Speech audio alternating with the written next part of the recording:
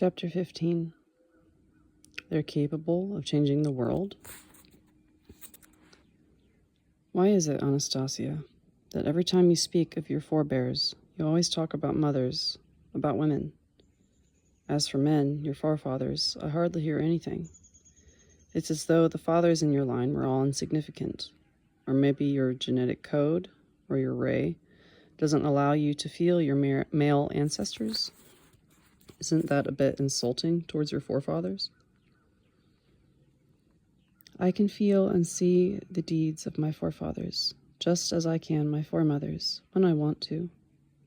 But I am far from being able to understand all their deeds, or to determine their significance for the present day, for me and for everybody else. Tell me at least about one of your forefathers whose deeds you don't fully comprehend. As a woman, you find it harder to understand men. It'll be easier for me, seeing as I'm a man. If I understand, then I can help you understand too. Yes, of course. I shall tell you about my forefather, who was able not only to discern, but also to produce living substances of a greater power than the weapons known, either today or in the future. Nothing manufactured could ever withstand them. They are capable of changing earthly worlds, or of destroying galaxies, or even creating whole new worlds. You must be joking. Where is this gadget today?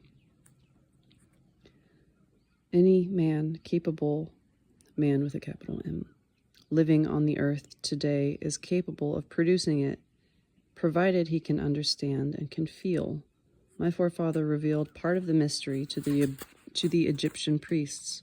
Even today, earthly rulers and their political states govern according to the system and mechanism established by those priests. And now there is less and less understanding of the meaning and the mechanism of government. This mechanism was not perfected, and it has become degraded over the centuries. Hold on a minute there. You're saying that today's presidents rule their countries according to a system or directions worked out by the priests of ancient Egypt? Since that time, Vladimir, nobody has ever contributed anything significant of their own to the system of government, and today's earthly states have no conscious awareness of how the government of human society works. That's simply too hard to believe. Can you try taking me through the whole thing, step by step? I shall try taking you through it step by step, and you try to understand. Tens of thousands of years ago, before the world witnessed the grandeur of Europe, Egypt, not Europe, when no state like that yet existed, human society was divided into a multitude of tribes. My forefather and foremothers' family lived apart from human society. They lived according to their own laws.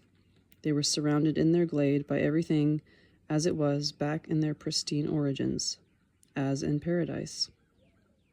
My foremother, a beauty herself, had two sons, capital S, U, and S. One of them was the orb of day, which, as it rose into the sky, awakened everything to life. The other was her chosen one. She was always up first. She bathed in the stream and warmed herself in the rising sun. The light of joy was something she always shared with everything around, and she waited. She waited for him to awaken, her loved one. As he awoke, she caught his first glance. When their glances met, it was as though everything around them fell into a trance. Love and trembling, comfort and ecstasy were excitedly taken in by the space around them. The day passed by in joyful duties, and each time the sun, S-U-N, began sinking towards sunset, my forefather always watched thoughtfully, and then he sang. My foremother listened to his singing with hidden ecstasy in her heart. Back then, she did not yet understand how the words interwoven into the song were forming a new image, an extraordinary image. More and more, often, she felt like hearing about it, and as though feeling my foremother's desire, my forefather sang about it again and again, Each time he sang, he outlined the unusual features more and more distinctly. The invisible image came to dwell among them. One morning, upon waking, my forefather did not encounter the glance of love that he usually did. He was not surprised. He quietly rose and headed to the forest. In a secluded spot, he caught sight of my foremother, enfolded in silence. She was standing there all by herself, leaning against a cedar tree. Enfolded in silence, she felt my forefather put his hands on her shoulders. She kept her moist eyes lowered, instead of raising them to look at him. He lightly touched a tear running down her cheek and said tenderly to her, "I know. You are thinking about it, my beloved. You are thinking about it, and you are not to blame for that. The image I created is invisible. It is invisible, but you love it more than you love me. You are not to blame for that, my beloved. I am going away. I am going now out among the people. I have been able to discern how splendid images are created. I shall tell the people about that. What I know, others know too, and the splendid images will lead people into the pristine garden.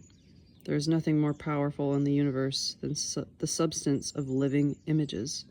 The image I created has provided itself even stronger than your love for me. Now I shall be able to create grand images, and these images will serve people." My foremother's shoulders trembled, and in a trembling voice whispered, "But why?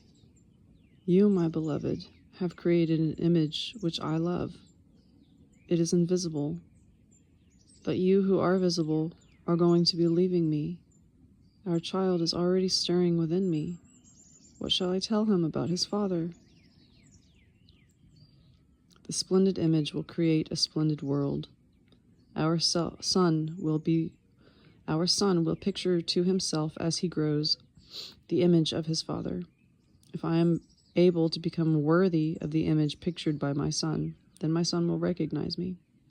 If I am not worthy of his conception, I shall stay on the sidelines, so as to not interfere with the aspiration to the dream, the splendid dream."